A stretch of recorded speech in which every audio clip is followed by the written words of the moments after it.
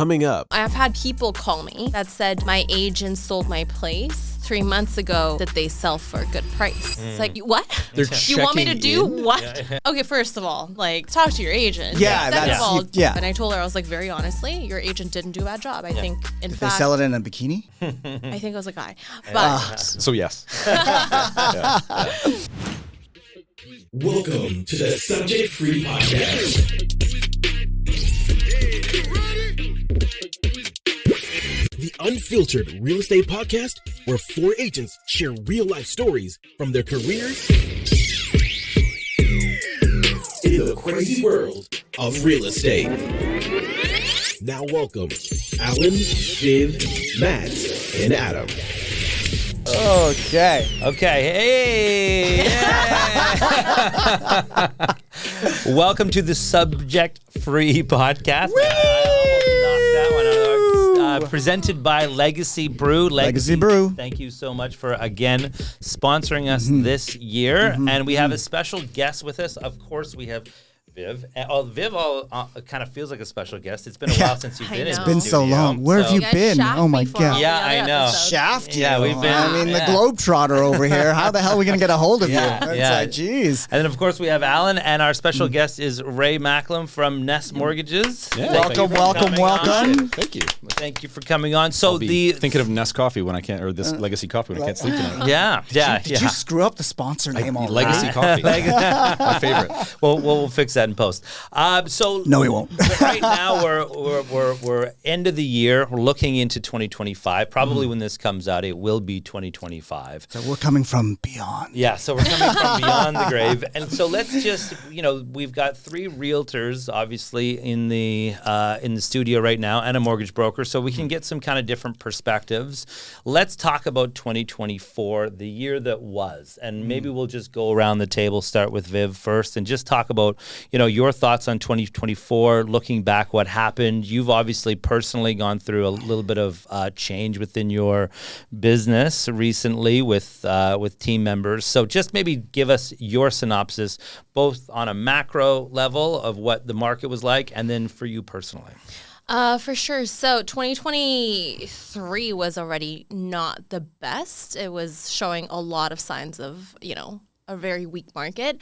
So 2024 really wasn't that much of a surprise for me. It was just still continued to be a very slow market. There was so much promise, though. There was so much promise. Yeah. But you know what? The promise now lies in the spring of 2025. Yeah. So we hope. We hope. Hope deals So we'll the hardest see. blows, though. Yeah, So. I exactly. know. Exactly. You got to stop hoping. You gotta Yeah. just have no hope. Yeah. And because of this really difficult market that, we all experienced for so long, a lot of my team members that are a little bit newer have stepped out of the industry. So I've lost almost more than half my team to other industries now and other countries. But let's face it, Yeah. Viv, you were the team. You were everything. You are. There is no I in team. Yeah, hell yeah, there is. Well, I mean, and you're right. I mean, obviously you were the team lead, but going through this year with you and listening about your business, I mean, it was a lot of the industry's not cut out for everybody, and new agents especially. It's a hard market to be involved in if you're within under 3 years into the business. Yeah, I was actually just speaking to like a new agent, and she is 3 years in the market this year, and she's like, I have survived, and I was like, that I don't hear very often. I was like, good for you. She's like, I cold call. I was like, I also don't hear that very often. That is like very impressive. So yeah, it's not for everyone, and you really gotta have savings, and you really have to grind. And it's like, even when it seems so bleak, you get no calls back, you get no whoever calling you and wanting to work with you. You got to continue, and it's like it's a really tough one. See, that one for me is an interesting one, like cold calling. Like, we all know the power of social media, and it's overblown and it's talked about a lot. But, if I'm interviewing new agents or I'm talking to new agents at the brokerage, if they're willing to do things like door knock and cold call, like the boots on the ground, non-sexy work, that to me is like, that puts them way over top of everybody else, because that is not the easy fun thing to do when you get into this. It is, but you know what? You got to remember too. Like, I mean, these people who want to jump in and do all these, cold calling and do the door knocking, but have no knowledge of the neighborhood and don't know what they're going to say. It's like, what are you doing? Yeah. It's like there's better ways to use your time, and that's why I'm really not big on that stuff unless you're educated in those areas. Because if you just blindly go into it, oh yeah, I'm just going to talk and see if they need this and that, and it's like, but you know nothing about their home. You know nothing about their neighbors' homes. What are you going to add value to? They're just going to, and then they're going to Google you and see you have no footprint.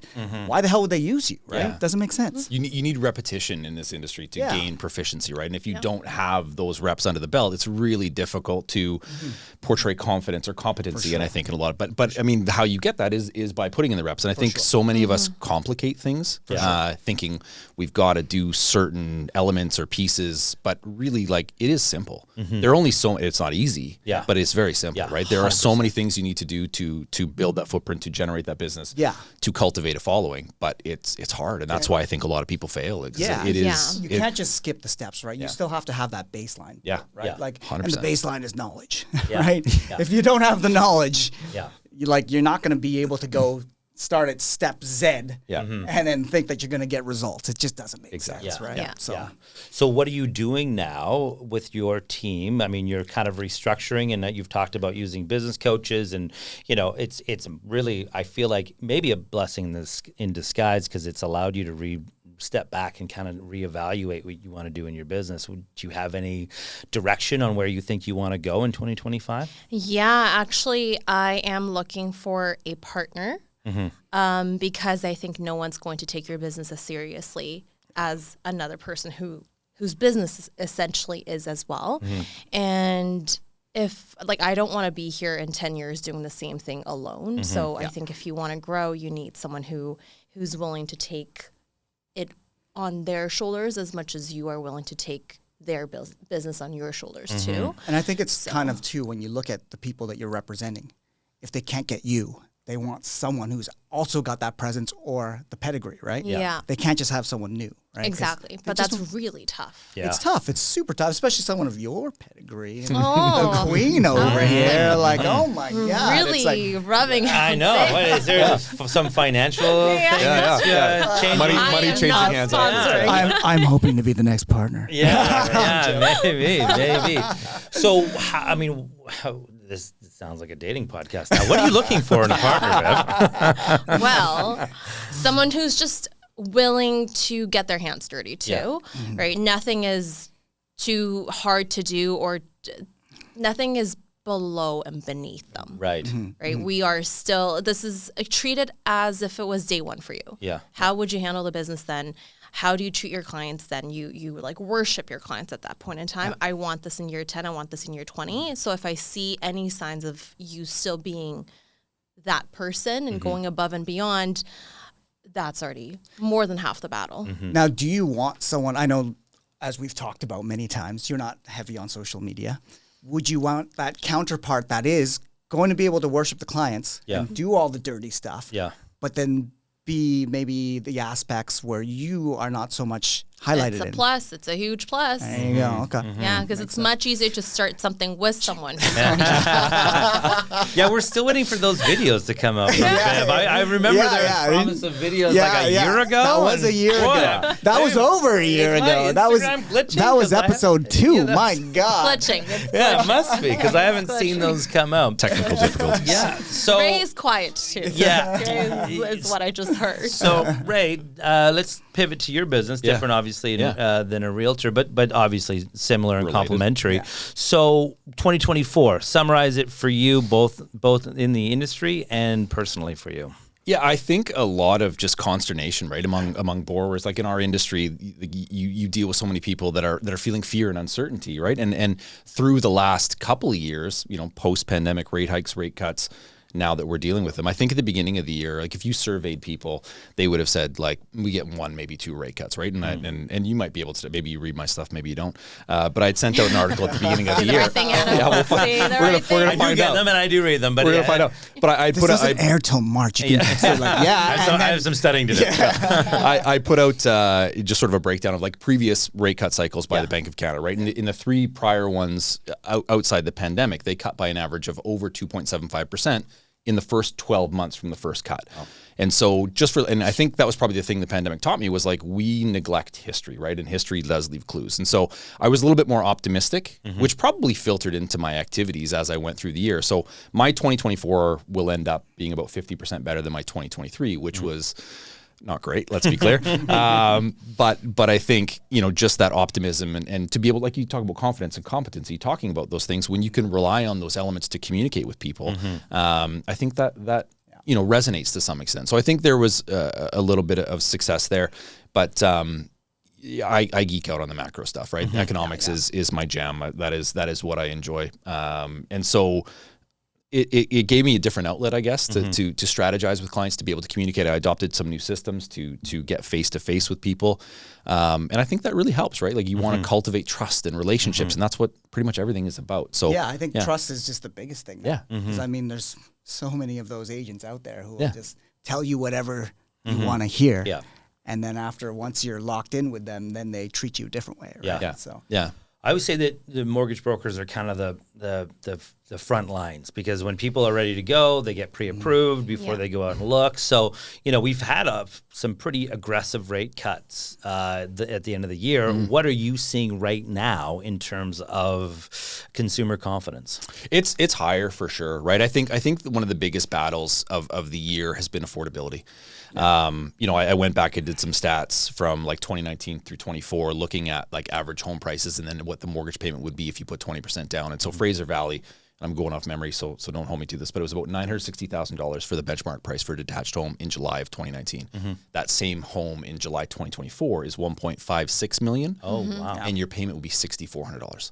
So you're doubled, right? Yeah. Based on that same sort of benchmark price. Yeah.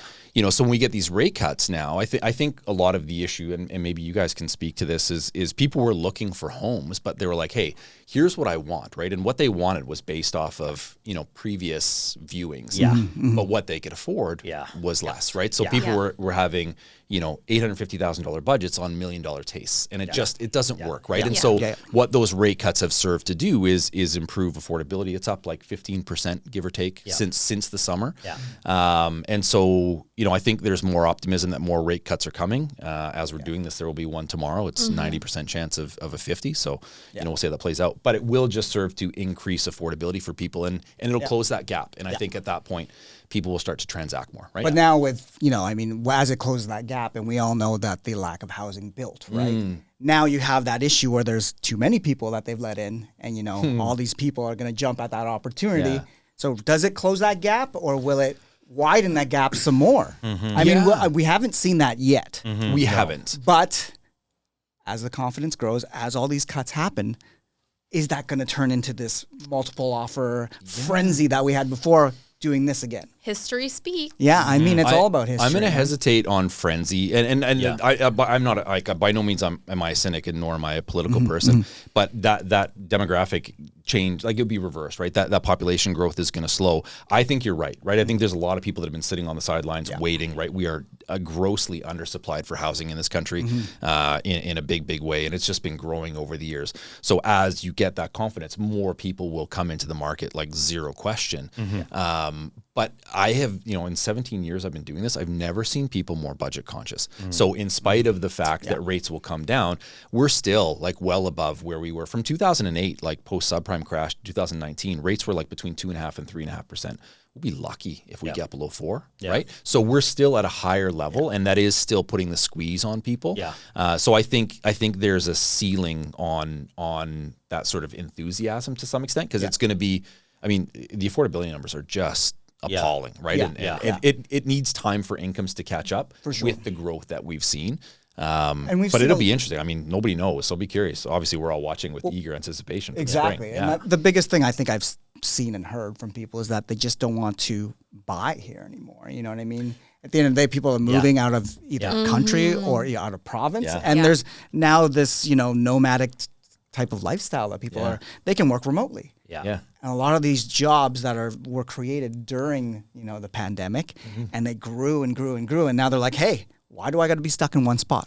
I can actually travel the world, do what I need to do, not have to be tied down to one spot, buy a property where the property prices are going to rise or be more affordable, and just live my life. right? Yeah. Are you seeing a lot of that now too? I'm feeling a lot of it. If I didn't have 3 kids in sports, like I'd be doing what I do from a beach in Costa Rica, like zero question, right? Yeah. I'd be earning Canadian dollars and spending foreign currency, like no brainer. I think you're right. Like the opportunity in this country is, and again, this sounds political, and it's not. It's just the reality of the situation. Is you are seeing people fleeing for greener pastures, right? Because you can get better returns elsewhere, whether it's less taxation, whether it's better returns on investment, whether it's earning power, whatever that case might be. Like Canada is definitely lagging in productivity in a number of metrics. The capital outflow from Canada is offensively bad right now. And I think, we don't like to talk politics much, but everything that the government's been trying to do with, the foreign buyer ban, increasing the tax on businesses, it's like they're kind of telling people, hey, don't come here. Don't open up businesses. Yeah, I've said this many times. It feels like these governments have never met a problem they can't tax, and like that's not the solution to every problem, right? Like it's true. Like everything is like, well, let's it's not, hey, let's create more housing. It's like, well, let's just tax it more. Like they're trying to address the demand side without ever doing anything with supply, and that's just not a recipe for success. Yeah, and I guess that's what you have. I guess our GDP or whatever, or just any type of driver is real estate driven. Like everything is to do with real estate. 9%. Exactly. Yeah. So when you have that, what the hell else are you going to do? Is just tax people. Right?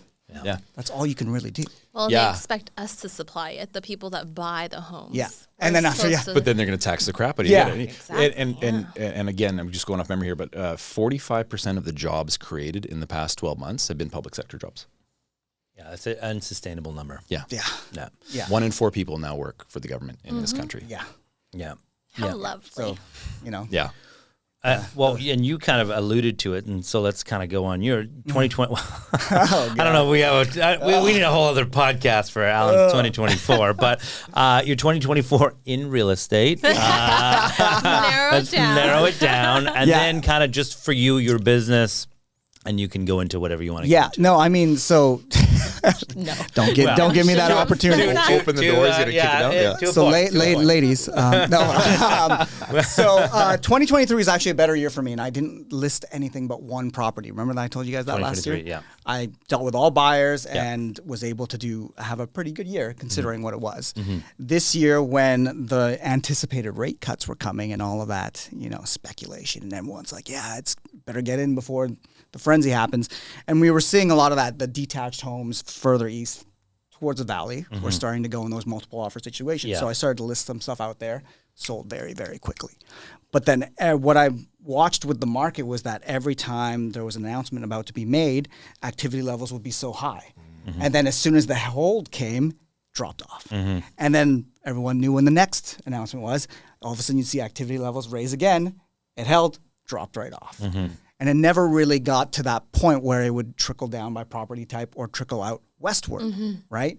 So I'm still telling my guys downtown and my guys that, hey, hold on. Don't sell yet. Just wait. We got to wait for this to actually migrate over because that's what we've seen through history. And it never really did. But then when they finally did that first rate cut, it was in June.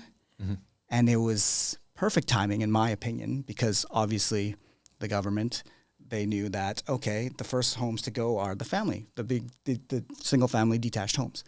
But they're all on vacation with their kids. So we never saw that, right? And that's where I think it really was smart for them, but now they really need the home sales.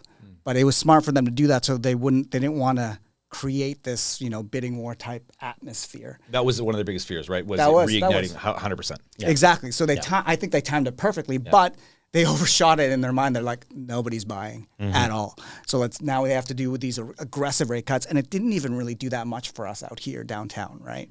Downtown or North Shore. It did a little bit, but not really because everybody's still in that mode. What I'm finding is very common is, especially for the bigger homes, everyone needs to do a subject to sale. They still have to sell something. Yeah. It's so bad with that right now.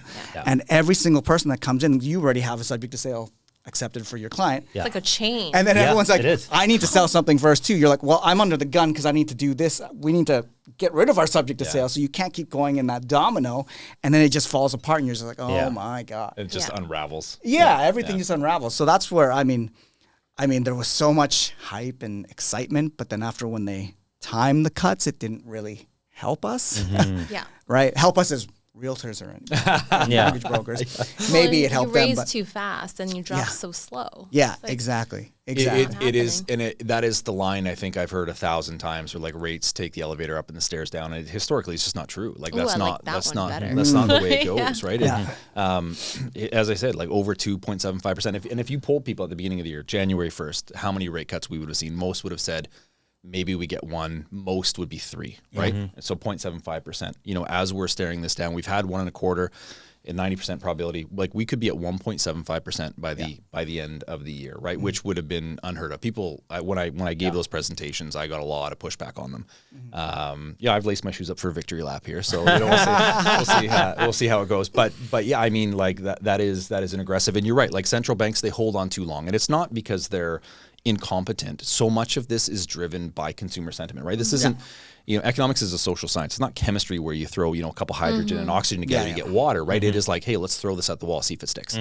So much of it is driven by that sentiment. Like you said, like people are adjusting their behaviors based on expectations. But do you think it's also too that the government needs a certain amount of tax money off properties to run themselves efficiently, and now they have to tax other things because they didn't get that much money from real estate, you know what I mean? I mean, in theory, the Bank of Canada runs separately from the feds on that side of things. But to your point, the transactions that generate revenue obviously will contribute to the overall economic growth and inflation and those types of things. So they do have to consider the spillover effects. Thanks for making me seem smart. but yeah, I mean, there are considerations on that side that you know, and again, like as basic as what you just said, like they were concerned about setting the housing market on fire, right? Yeah. Like, and that has been like housing inflation, and I think it's somewhat silly. I think even today, mortgage interest costs, the last inflation print came in at 2%. I mean, mortgage interest costs were 0.8% of that. Yeah. How stupid is it to put that piece into inflation when it's the very thing that you are controlling and trying to ease, right? Yeah. We are the only developed nation that does that. Yeah. And so, you know, the good news is it probably gets us back on track quicker, and we are obviously experiencing more rate cuts than most. Like we are deviating from the United States in a pretty aggressive fashion, but like people are also suffering, right? Yeah. Like there is a lot of hardship that's going around, and people are struggling to make I'm feeling that. Yeah, Jesus. right. And, hardship. Oh my god. Well, that's a little bit different. That's Oh yeah. I don't know if that's interest rate related, but yeah, I mean, you're right. I mean, look at unemployment right now. That's shot up. We're cresting 6.8%. Yeah, 6.8. We're almost at 7. Like, and that story. I mean, just like interest rates take a while to take an effect in one way, and same with the other way, right? Like we're not going to see the benefits of these rate cuts for another, you know, probably 6 to 12 months, right? So at the end of the day, like we're still, I think, going to go through quite a bit more pain, even if they do reduce rates to 2%. Yeah. I say this all the time. We just need to get off of this Ferris wheel that's going round and round and round. We just need some stability where people know this is where rates are going to be for a little while. Yeah, you know, it's a reasonable rate. It's not 1% and it's not 6%. It's, you know, somewhere in the 3-ish%, and let's just ride this out for a while and make people know that when they put down their money to buy that property, that this is what their payment is going to be for the, you know, considerable future. Obviously, fixed is a little bit different. You do have that stability, but you know, but variable. A lot of people still are on the variable train, and on that, what are you recommending people do right now? I've seen a lot more uptake in variable. I'm in a camp that I believe. Interest rates are going to come down lower than what's being anticipated. You know, again, said it in January.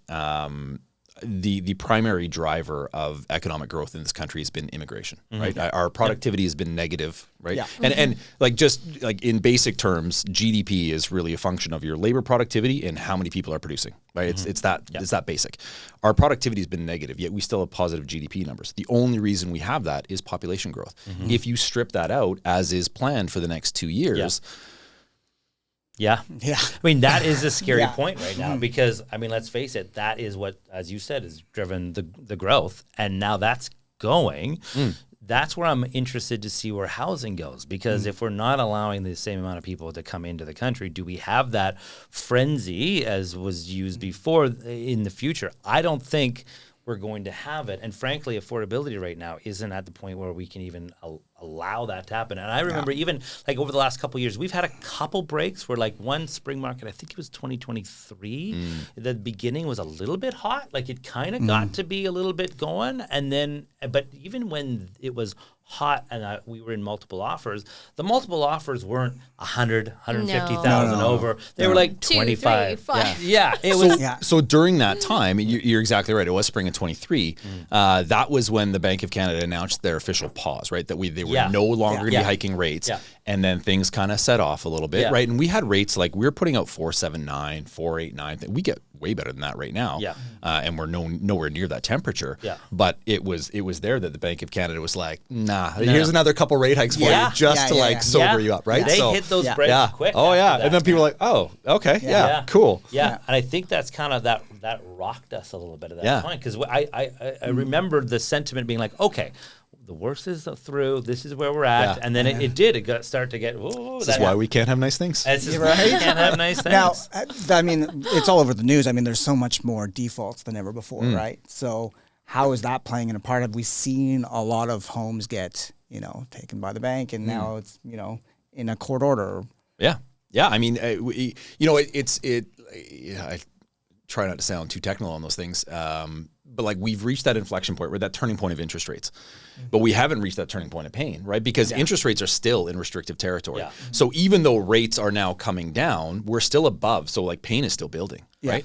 And we also have mortgage renewals coming higher. Yeah, I mean, once again, different ways. Never different pain. It all plays a part. Probably the biggest thing for me over the last couple of years is just like the energy of people, right? It just like, and I'm sure you guys have experienced this in your world, 100%, where it takes so much energy to communicate with people because everyone's negative, right? And and they're biased and they're trying to protect themselves against negative outcomes. Yeah.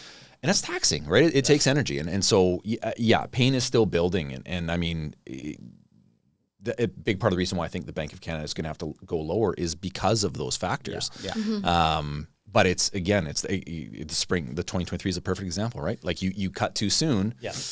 It ends up extending the cycle, and I think that was sort of the piece that they were looking at. And so they're we're not there yet. Well, more pain coming. Yes. Yeah. Is that the answer? Not what you want to hear, but it's just the reality. On that front, I mean, so let's talk about 2025. Let's talk about. I mean, wait, we didn't go your year. Whoa! You can't remember.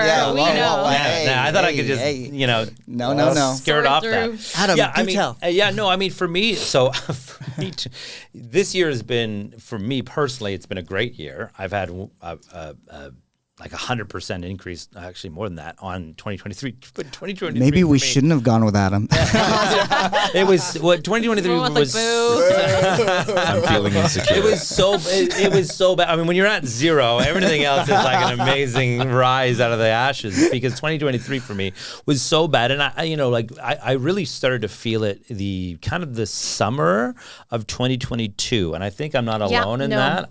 That's when they raised interest rates 1%. Extra half point. 22. 22. I think their first one was like 1%. It was like, it was boom. And that was like a hammer into the market of, okay, here we go. And so my business at that time, the end of 2022, dropped right off a cliff.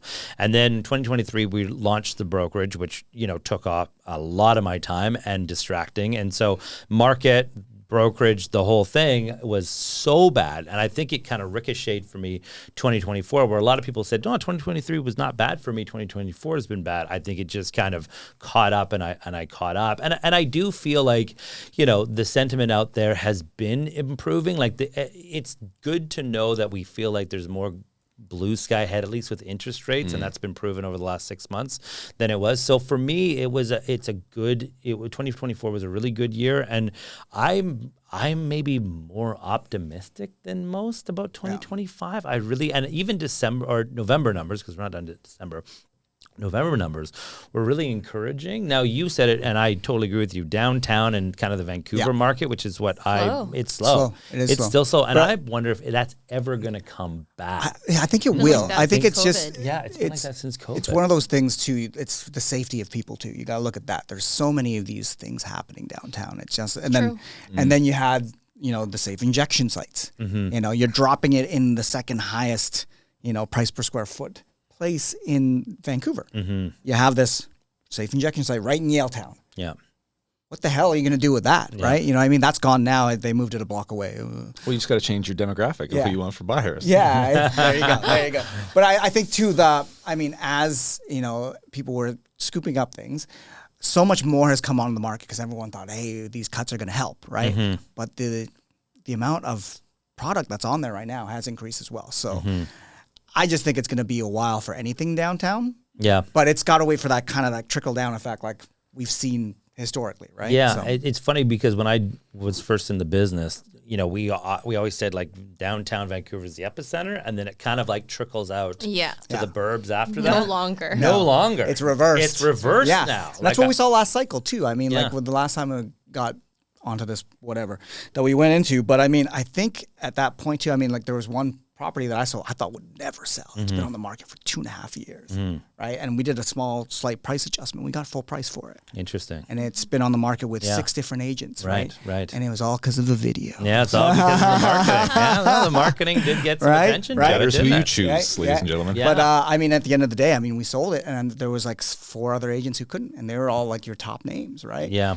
So I mean, that gave people some hope, and especially my clients were like, "Oh no, we actually sold it for higher." I'm like, Oh my! See, Oh, isn't that so funny? Oh, Like, you God. thought- What have you done for me lately, They're like, you had it. Like I'm like, you had it on the market for 2.5 years. What Like- do you I sold mean? it, yes, in 24 days, sure, but that was through different type of marketing, right? And that's great, but that's 24 days. It's not Yeah. like they came out and people Yeah. were like, "Oh my god, underpriced! I'm going to buy it right now." There Yeah. was like 4 showings. Yeah, I mean, Right? that's the dynamic always Right, in real estate. yeah. Like it's you're not as much into it. I mean, you deal with the rate pressure, but the price pressure is always like, did Yeah. I sell it for too low, too Yeah. high? Like, I could have sold it for more. Like the hindsight always is Oh, hard. God. I've had clients I've had people call me that said, my agent sold my place 3 months ago. Did they sell for a good price? It's like, you what? They're You want me to checking do in? what? A comparative market analysis just to see if they did okay. Yeah. Oh, Yeah. my It's God. like, okay, first of all, Yeah. like talk to your agent. Yeah, Second that's- of all, yeah. don't call another agent to verify your agent's Yeah. work. Yeah. And you've already sold it. What do you want me to say? Yeah. Yeah. So No did you throw win. them under the bus? No. No, we No, can't. no. We're not allowed to. No, we're not allowed to. Yeah, it's tough. It's No, tough. but that agent didn't. We just do it on a the bad job. podcast. yeah. They didn't do a bad job, and I told her, I was like, very honestly, your agent didn't do a bad job. I think, in Did they fact, sell it in a bikini? I think it was a guy, but So yes. but she was just like, yeah, I just don't know. I feel like I got pressured into it, and I was like, well, the pressure was good. Yeah. I don't know what else to tell you. Sometimes so what are you thinking about 2025 rolling into next year? Are you feeling optimistic or Optimistic, Yeah. cautiously Cautiously optimistic. I optimistic. think spring is when we'll see like more action, Mm-hmm. but we'll see. I Yeah. don't know. I said that last year as well. yeah. No, you know Oh, what? I was very excited for this fall, like at the beginning of last year. And then as the year went on, I was like, yeah, all right, maybe not. Yeah. No, and see, you know what? What I've been gathering too is that a lot of people are going to put their homes on the market in the spring.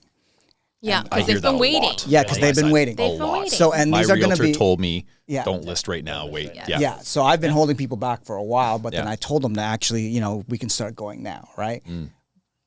With the anticipation there wasn't going to be a bunch of subject to sales, right? Yeah. So I've been getting offers on the places, but they've all needed to be subject to sales, and I'm like, oh God, what am I doing? All the wrong offers. Right? Yeah. But I mean, from what I gather, what I'm hearing is that everyone's going to be listing in the spring, and then once these subject to sales are no longer happening and people have actually sold their homes, I think that's going to get that ball rolling. Yeah. Because that's the biggest drawback, I think, right now that's holding people back from being able to actually purchase the home that they want. They still have to sell something, right? Yeah. So it's going to be a domino effect, I think. I think it's going to start it. It's going to be not obviously the frenzy, but it's going to get it moving into a It'll point where feel like like it from Yeah, where it we're will- coming from, right? That it will Yeah. definitely Yeah, feel like 2 it because years. we'll be like, oh, everyone's twiddling their thumbs trying to do as much content. And be like, I can only film once a month now, and Yeah, yeah. instead Yeah. of like 15 times a month, Yeah. right? It's going to be one of those things where it's going to feel busy, but it's going to be like, hey, this is where we were 2 years ago, right? Yeah. Yeah, we'll see. Yeah, we'll see. So, Ray, I mean, we already kind of talked about what you're seeing right now, but what are you seeing? What do you think about 2025 with interest rates and the bank? And obviously, there's going to be probably an election. What are you kind of forecasting if you had to look into your crystal ball? Yeah, I mean, I agree. I think activity will pick up. It's inevitable, right? There's just so much pent up demand that's been sitting idle for the last little bit, and I think really waiting for some return of affordability. And you know, as we sit here, we're likely to get a 50 basis point cut tomorrow, probably getting another 25 in January. And depending on how these numbers unfold, like I wouldn't be shocked if we saw another 50 at some point. I mean, the GDP numbers underwhelmed, the inflation numbers rebounded, but still, you know, a lot of that is driven by inelastic demand, right? It's gas, it's food, it's things like that. The interest sensitive segments of the market have responded very well. So I think we'll see interest rates come down probably a little more than what people are expecting. And I think that will spur on a little bit more confidence, right?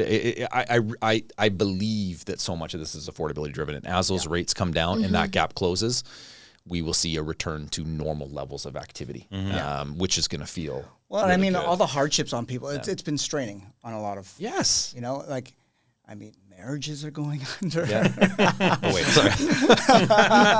But I mean, it is straining on a lot of people's relationships. Yeah. It is. It's true. It's very, very true. But I Being mean, a therapist and at the same time, though, it's like when you get past that and survive this, and you get to that point of affordability, you're going to see a lot of people making more choices, right? Yeah. 'Cause now they're able to. Right? Yes, exactly, exactly, right. And you're coming at it from a place of a little bit more confidence, right? And you always want to be making decisions from a place of confidence. And like you said, like people need that certainty and that stability, and to know that, hey, this is what we're looking at. We just haven't had that for 3 years. No, it's been 3 years plus, probably. I mean, Yeah. as Well, long as people were I've been pretty in happy like 3 years ago. Yeah. I had a client today come to me. They're like, I have 2.5% locked in till 2027. Oh, wow. And I was like, no, you don't. And sure enough, they did. But it was like the very tail end of That's like crazy. 2022. Wow. Yeah. See, it was to a point this year. I'm like, when are we going to get locked in again? Early. Who's going to bite a bat? Yeah. Somebody do it. Yeah. But, So we don't have mortgage brokers on the pod all that often, and so I'm going to probably a good call. Yeah. Just leave it like that. So I'm going to take this time My to last kind invite, is that what you're saying? No. Can you leave? No, all good. So, you know, we talk about what's going on in the business all the time in real estate, and what's happening with realtors, and, you know, where our jobs are going to go, especially we're in a technological revolution with AI, you know, only becoming smarter and more adept. And I know that there's some negativity, call it, but that's probably not the right word, in the mortgage broker space too, of where is my job going to lie with, you know, the options that people are going to have, technology that's going to be able to help out. Are you concerned about where your business is going, or do you think that this whole technological... Adam, this is AI right here. Projection. Ray Yeah, it's Ray. Yeah, no, like things like, I mean, there's what, Quest Trade Mortgage. There's all these like it's always been a competitive space, and it's like really the banks could kill us if they wanted to, right? And we've experienced a little bit of that over the last 3 months with the rate wars, where banks have really undercut the market in terms of pricing, and like the last probably 3-4 months have been easily the most frustrating of my career, because it's just a lot of backroom pricing where, you know, you stuff that gets done behind closed doors, even with our lenders, right? We get an approval, but we send it up to treasury departments for exceptions that take 3 to 7 days, and then somebody else undercuts it and you got to match. So there has been a lot of frustration, but we're starting to see that dissipate. Obviously, when there are fewer transactions, people fight more for them. And I think obviously you guys have seen that in your line of work. Yeah. We've seen that in ours, right? And mortgages, I call it a gateway drug for banks, right? It's like, hey, step in my office, and then, hey, can I interest you in like a line of credit and a credit card and and other things? And, you know, banks you don't have to Google too far to find nefarious stories about bank sales tactics. And, you know, not to make this about banks, but it's being in a relationship with a bank, it's like being with somebody who's just not that into you, right? Like, hey, it's like, we're going to leave you. And like, well, here's a nice rate. How about you stay, right? And so you get attention for those kinds of things, but are you getting the best advice, right? Is that where you go to get love nowadays, at a bank? Yeah, I guess so. Apparently not even. Yeah. So just sort of tying that back to the AI question, you know, advice still reigns supreme, right? And I think that's where, you know, bankers don't necessarily have the same education, experience, and expertise in that, and AI, you know, people just don't trust it. And I'm not sure they ever will for that type of decision, right? And so I think they will use it in conjunction with something else. But I'm not terribly concerned because the mortgage space is so convoluted and complicated unnecessarily. And at the end of the day, it's relationships too, right? Because I mean, like the better relationship that you have with a lender, you know, can excel you, right? 100%. Yeah. And we talked about it like with trust and competency, right? You know, people want to work with people they know, like, and trust, right? It is that simple. Life is relationship based, and so who are you going to take advice and guidance from? AI, I mean, to some extent, but I think largely with a grain of salt. Are you going to make your life decisions based on what an AI, like what ChatGPT tells you to do? Probably not. No. But it could be that the banks come out with AI themselves. Yep. And then, you know, put that in and say, well, it's bank backed, right? RBC, TD, we made it. So, like, are you going to trust the mortgage broker or are you going to trust the bank? Yeah. Right? I Then think it's like, I think our industries are inherently people based. And I mean, AI, how do you regulate, right? As a regulator, how is, you know, OSFI going to regulate that? How's BCFSA going to regulate AI that's putting out mortgages? Like, there's a whole different can of worms. I think there's a lot of good that AI brings, but I think the idea that we're going to be losing jobs to it en masse is probably a little bit hyperbolic. Yeah. It's all about the human element. We always talk about this. There's the human element involved, right? I mean, it is definitely a tool, and I think those that run good businesses and give good advice and treat people well and build relationships, like you'll always have a place. Totally. So last question before we wrap up, and I'm going to put everybody on the spot on this one. So we're talking about 2024, and we looked into a little bit of 2025 and how we're feeling. One thing that is going to keep you up at night in 2025, and one thing that makes you optimistic about 2025. Oh, God. You start. I start? Yeah, No, it's your I'm the one question. asking the questions. I don't answering. actually come up with answers to these things. I just put it out to the table and you guys answer. Okay, I'll go.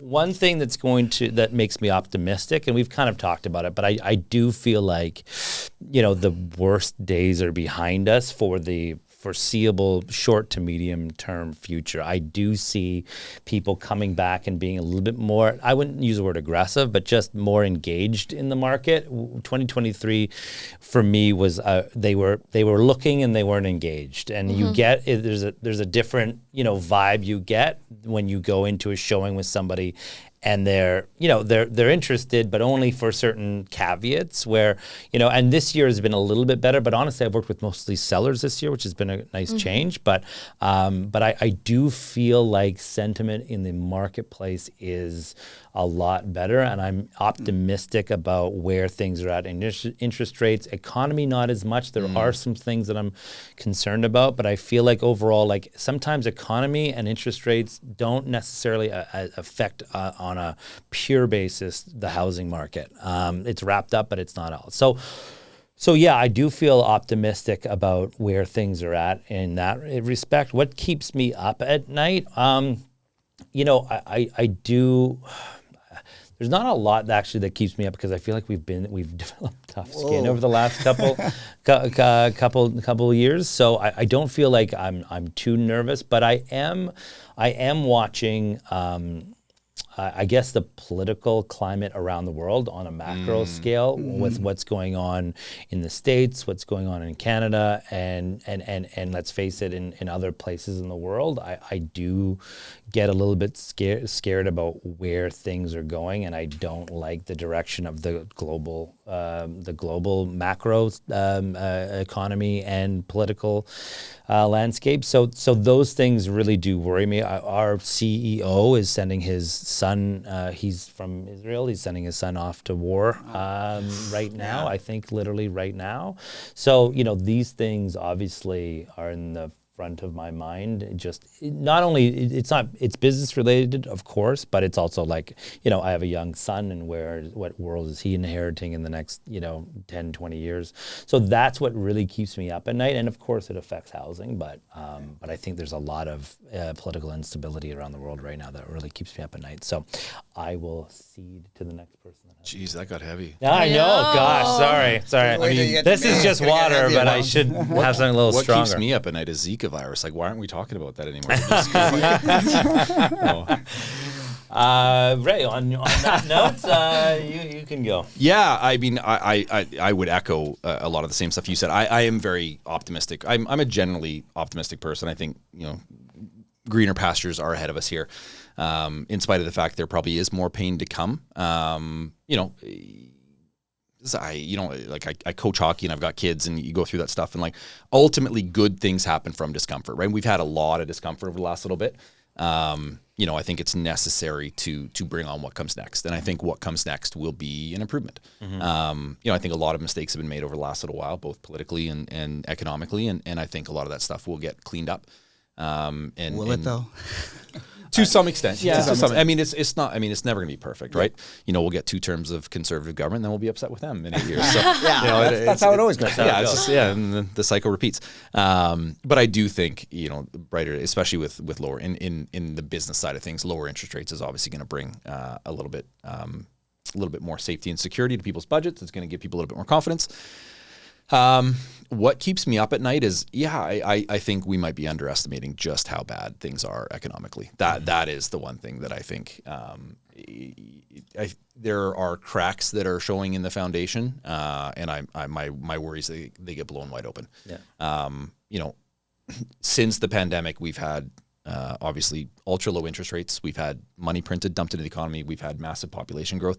I think we could have sustained one of those things, but all 3 at the same time have probably created some structural issues that might take a little bit longer to filter through. Because I don't, history leaves clues, but have we ever had those 3 things at the same time to that level, right? And so, I'm concerned that Canada will be lagging behind in terms of economic growth for a little while here. Yeah. Well, I'm a keep it, just to real estate.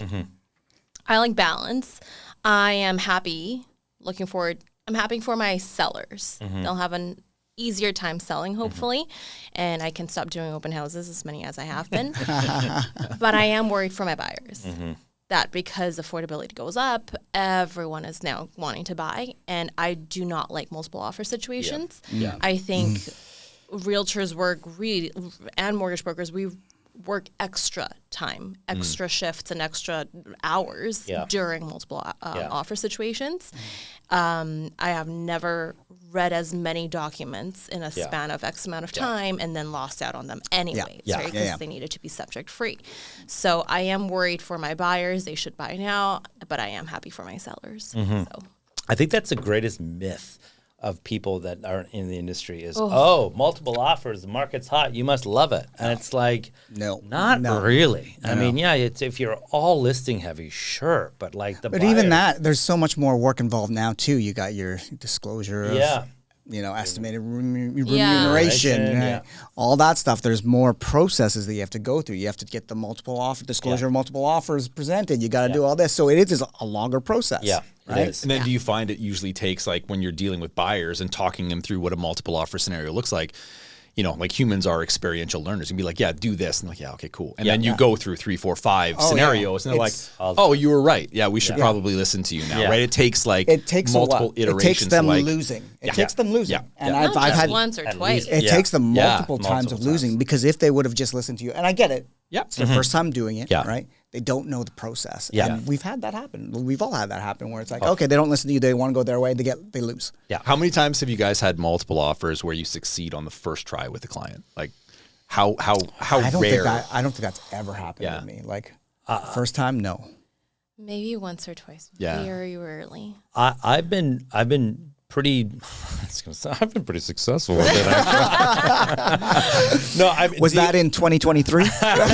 Are we allowed to swear? There was no success in 2023. No, the only thing that I will say, and that I've learned through losing so many times, is that my approach now is to intimidate shit out of them at the very beginning, so that, and I tell them how this is all going to go, that by the time, and they almost get scared off of writing at all, but by the time that they get into that scenario, they're so in their head like, okay, I got to do all these things or I'm not going to get it. And it actually helps me in the back end where they do the things that I tell them to do, because I've said, here's what is going to happen, and I need you to do this. And I've had meetings where they're like, I don't know if I even want to buy now. Yeah. But when they get over it, they have to get over it at some point. I'd rather them get over that with me than have to get over it at the time of offer. And so I've just intimidated the crap out of people to the point where when they get on board, I've been more successful. But that's because I've lost so many times. I don't like losing, and I get frustrated when they don't listen. Well, but then even after you win, you still have the buyer's remorse right away, right? Yeah, well, that's what the rescission period is, which we've never really talked about. But yeah, That is true, because then they're just like, did we bid too much? Did we overpay? Oh, God, did yeah. we do this? Yeah. And it's like, frick, well, that's a question I don't even know how to Yeah, answer. we- but like, you can't really. You answer can't. it. Yeah. You can't. But right? it's I mean, two things. One, I wish I knew we were allowed to curse on this earlier. But two, it's about like setting and managing expectations, Yeah, right? It's for like sure. you're setting a very clear, like, I mean, you're going to go through it. Why not go through it with better expectations? Yeah. it's true. Yeah. You? The faster Well- you win, the less we Well, we haven't heard what keeps Viv up at night. No, I told buyers. you, my buyers. Oh, your buyers. Yeah. Oh, sorry, Yeah. I wasn't listening. But I answered. Your turn, go. Okay, how much time do we have? No, I mean, I'm very optimistic about the market. I mean, like I said last year, but this year I can actually feel it, especially with all the rate cuts, right? Yeah. So I think it's actually going to happen. And a tangible. lot of the feedback that I've been getting, again, is, we have to sell this before we can buy. And people are getting to the point where they're getting ready to do that. So I think it's going to be, again, like a domino effect where it's going to happen, and then the market's going to start moving and start trickling down, start doing what it needs to do in progression, what we've seen historically. Yeah. So I think that is going to happen probably in the spring, and that keeps me happy. I think it might actually happen earlier. Yeah, I think so it's too. already started to bump up. I think so. you might see it like late Yeah. January, early February, like Yeah. once people get off of. yeah. Yeah. They're- Once the holidays Yeah. are done. Once they're done with the gym in January, then they'll focus. Yeah, exactly. You exactly. mean Totally. January Day 1st? 4, gym done. No. What keeps me up at night and what doesn't keep me up at night? I mean, Adam knows. I Yeah. work till like 4 in the morning and I get up at 7. It's like my ADHD. For real? You like 3 hours a night? I do 3 to 4 hours, but I've been sleep training a little Yourself? bit. Trying to. Yeah, I was like, wait, is that for baby? No. I've been reading books and part of my divorce. But anyways, I've been trying to get through learning how to make myself sleep better. And I've been reading books on cycles, circadian cycles and all this stuff. So I've been trying to get more. But I feel like if I want to get more than 4 hours sleep, I have to break it up. So it's like 4 hours. Then after I'm up for an hour. Then after I try to sleep for another 1 or 2 hours after that. Wow. So it's really weird. But yeah, I'm up till like 2, 3 in the morning texting Adam. And then after he texts me back at like, 6 in the morning, and I'm texting him back right away. It's like, I'll wake up. I'll get a message from Alan from at 3 in the morning, and then I'll text him back when I wake up at 6, and they text me right back, and I'm like, dude, when are you sleeping? yeah. That's wild. ADHD. Yeah. It's just, But outside of that, outside of just not being able to sleep in general, is there anything else? What keeps me up at night? I mean, there's a lot of things I don't want to say. 'Cause I've probably Real said- estate related. Top branch of the trust tree, bro. Let's go. Well, real estate related. I mean, no, because my life is so much worse than what real estate is going through right now. Honestly, I've had the hardest year of my life personally, right? I mean, I'm going through a lot, and I had to actually take the entire summer off. Like Adam knew, I just disappeared. Yeah. And trying to get through that as best I can without jumping off a bridge has been hard. So, but I mean, I've made it. I'm here. I'm on this podcast. Maybe you'll need a replacement for the next one. We don't know yet. We'll see. No. But I'm just saying that it was a joke, guys. I'm okay. I have like 3 therapists and 2 life coaches. But I'm just saying that's the only thing that I'm really focusing is trying to get that work-life balance because I did not have that in the past. Yeah. Good for you. And I mean, that's my goal anyways. Yeah. Ray, you've provided a lot of really good insight today. Where if people are like, man, I want to work with that Ray guy, Ray where can we find you?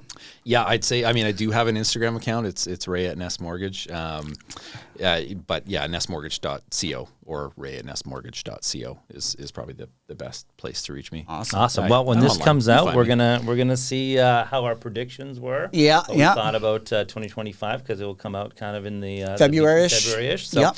we'll see then, and we'll continue to track the market. Thanks very much. Yeah, Ray, thank you for coming on. Thank It's been you. fun. Yeah, It's thanks been for having fun. me. Yeah, It's we been got to great have you back again Yeah. so we can laugh at you for all your predictions. Yes. I'm here for it. We had similar Love it. predictions. I'll take the L's. All right, Awesome. thanks, guys. Woo! Yay. Thanks for listening to the Subject Free Podcast. Make sure you subscribe, follow, rate, and review. Until next episode, we hope you're going in subject free.